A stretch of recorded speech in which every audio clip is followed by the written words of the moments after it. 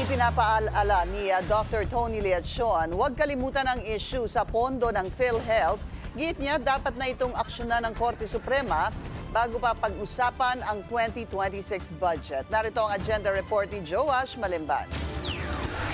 First time ako nakarinig na zero ang budget para sa PhilHealth. First time. Yan ang naging pahayag ng health reform advocate at dating PhilHealth director na si Dr. Tony Leachon. Sa isang exclusive interview sa Billionario News Channel, sinabi ni Leachon na tila nagkakalimutan na pagdating sa malaking kontrobersyang kinasangkutan ng pondo ng PhilHealth. Hinihintay natin yung magiging decision ng Korte Suprema kasi nakatanggap ako ng notice na natanggap nila yung aking petition last February 25. Noong February 25, matatandaang naghain ng isang petisyon sa Korte Suprema si Leachon. Kine-question niya kasi ang zero government subsidy ng PhilHealth sa 2025 General Appropriations Act, isang malinaw na paglabag umano sa batas. Mandato kasi sa ilalim ng Universal Healthcare Law na ang malaking parte ng sin tax collections at iba pang fund sources tulad ng PAGCOR, Charity Fund at PCSO mapupunta dapat sa pondo ng PhilHealth. Ang sin tax ang buwis na ipinapataw sa umano'y harmful goods tulad ng tobacco, alak at sugary drinks. Sa sin tax reform law, 80% dapat ng generated funds nito direktang mapupunta sa pondo ng PhilHealth para magamit ng indirect contributors o yung mga walang kakayahang maging direct contributors dahil sa kanilang sitwasyon sa buhay. Halimbawa na lamang ay yung mga senior citizen at persons with disability. 74 billion pesos sana ang makukuha ng PhilHealth mula sa sin tax collections para sa kanilang 2025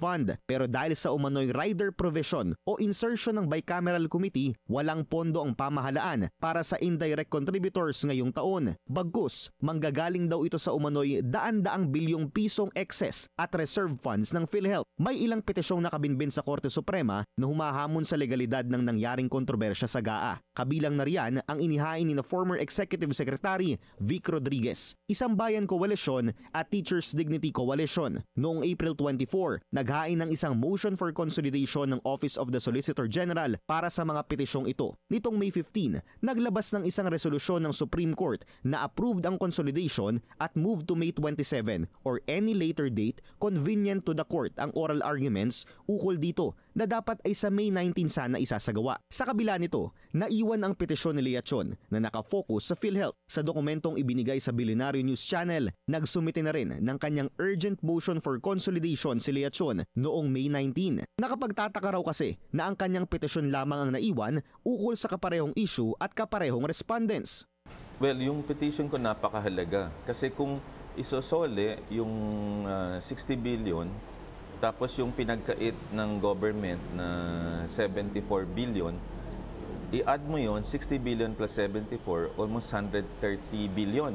Noong nakaraang buwan, concluded ang naunang oral arguments ukol naman sa 60 billion peso fund transfer mula sa PhilHealth papuntang National Treasury. Sa mga ginanap na oral arguments, klinaro ng Korte Suprema na kung mayroon mang sobrang pera ang PhilHealth, maaaring gamitin ng reserve funds para itaas ang benefits, ibaba ang premium at ipasok sa investment ang pera. Nakalagay rin dito na wala dapat portion ng reserve fund na maaaring ilagay sa general fund ng national budget. Buwelta ng petitioners, lantarang pagnanakaw raw ito sa mga mamamayang nagbabayad ng kanilang PhilHealth contributions. Dagdag ni Leachon, kung hindi ito agad aaksyonan ng Korte Suprema, maaari itong mag-set ng isang dangerous precedent, lalo na't papalapit na muli ang usapan sa budget ng 2026. Ibig sabihin, posible itong maulit.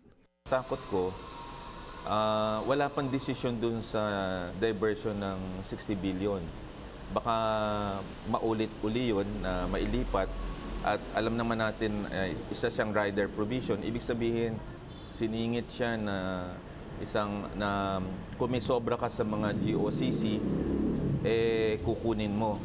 Panawagan ni Leachon sa Korte Suprema, sana ay magkaroon na ng aksyon ng SC bago ang State of the Nation ni Pangulong Bongbong Marcos sa Hulyo at bago muling pag-usapan ang national budget para sa 2026. Para sa agenda, Joash Malimban, Billionario News Channel.